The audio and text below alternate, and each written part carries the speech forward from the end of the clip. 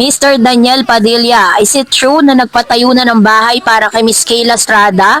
Gaano katotoo ang lahat ng ito? Let's talk about this one Dahil talaga naman pinag-uusapan po ito. Sinasabi po nila, dinideklara na po ng maraming mga fans ni DJ, ni Daniel Padilla, that no more Katniel na daw matapos ilabas ni Kayla Estrada at ni Mr. Daniel Padilla ang ilan sa mga sweet photos po nila, no? Nakikita nyo po sa screen, at pinag-combine pa kung ano po yung ginagawa ngayon ni Miss Catherine Bernardo habang siya po ay nagsha-shopping, nag-grocery dito po sa Landers, na isa sa mga ini-endorso ni Miss Catherine, ano? Sinasabi tuloy ng ilan is mas pinipili ngayon ni Catherine ang kanyang sarili, at the same time yung simplicity ng pagiging single niya ngayon, ano? Yun po ang mga statement ng mga fans si Catherine Bernardo, kasi hindi pa naman natin pwedeng sabihin that she's in a relationship not unless na i-out niya na talaga yung tinatawag niyang secret boyfriend, no? Meron na daw kasing jowa si Miss Catherine.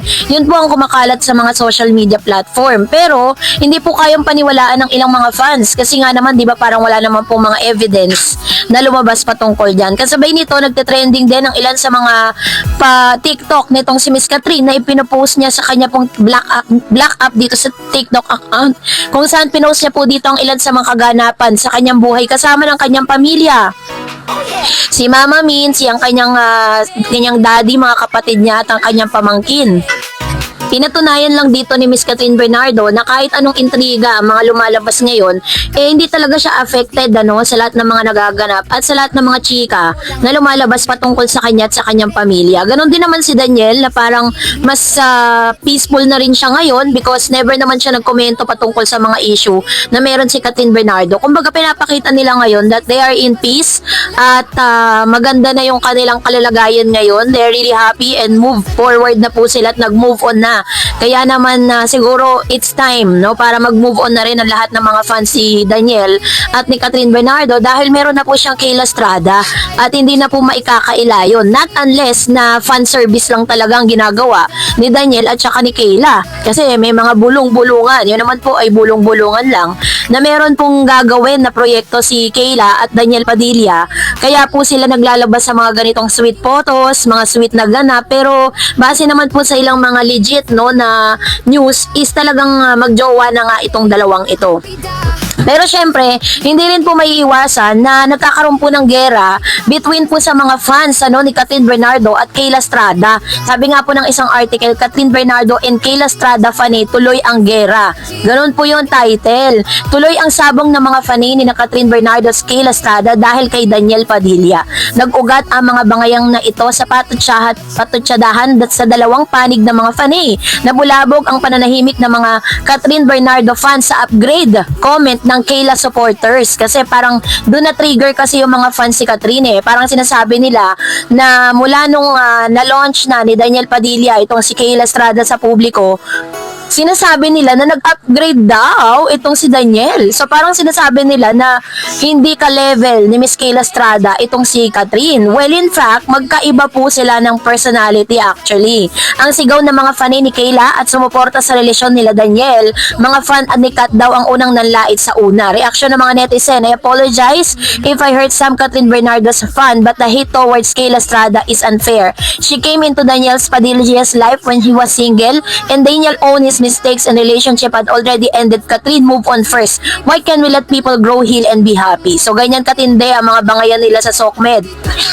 Kitang-kita ko gaano kasi si DJ, tapos sasabihin ng fan si Catherine na ginagamit lang ni DJ si Kayla para saktan si Kat. Di naman siguro. Napapansin ko si DJ happy siya. Respect naman ng mga fan ni Catherine para sa palpalin ng mga fan ni Kayla. Wait, what? Why? Would we say he's using his girlfriend to hurt Kat again? We don't give a fuck who that man dates. Just stop comparing to women.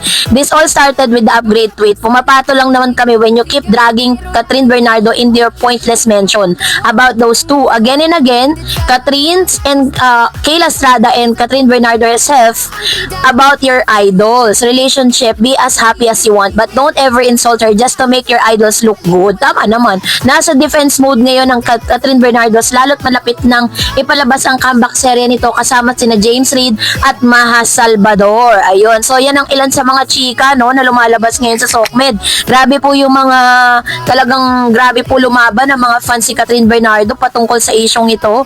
At talagang grabe talaga nila ipaglaban si Catherine. Pero kasabay ng mga chikang ito ay meron din mga naglabas ang mga news na kung saan sinasabi nila na bumili na daw di umano itong si Daniel Padilla ng isang bahay para po nagre-ready na daw. Ito yung chika, nagre-ready na daw si Daniel para mag-settle down dun sa kanyang rumored girlfriend na si Miss Kayla Estrada.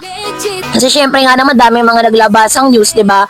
Parang sinasabi nila na nagpaplano na nga si Daniel na mag-settle down, na magkaroon na ng sarili niyang pamilya through Miss Kayla Estrada.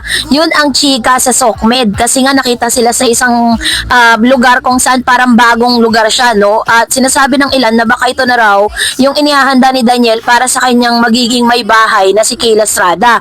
Na bagay na hindi naman kayang paniwalaan ng ilang mga fans si DJ, lalo-lalo na ng mga Katniel fans. Kasi nung kinalkal natin, bigla pong dumaan sa newsfeed natin na yung bahay na nakita natin na pinost ni Miss Carla Estrada sa kanyang Instagram sa kasama ng kanyang pamilya, ng kanyang apo, ng kanyang anak na si Daniel, tsaka po yung isa niyang girl na anak, tsaka si yung may asawa na nga, no? So, yung place na yon is just a resort. Yun po ay inarkila ng ni Carla Estrada. Yan, The Vineyard at Tanawan is with Carla Estrada. Post from Miss Carla 1121. Merry Christmas from the ports. Thank you Miss Carla for always choosing The Vineyard and Tanawan for bookings. Ayan. So, sa Batangas po yan matatagpuan. At hindi po totoo na binili po ni Daniel yan para sa pagse-settle down niya. Wala pong katotohanan yung mga chika na yon, ano. So, which means na yan po ay bakasyon lang nila dahil sa holiday season.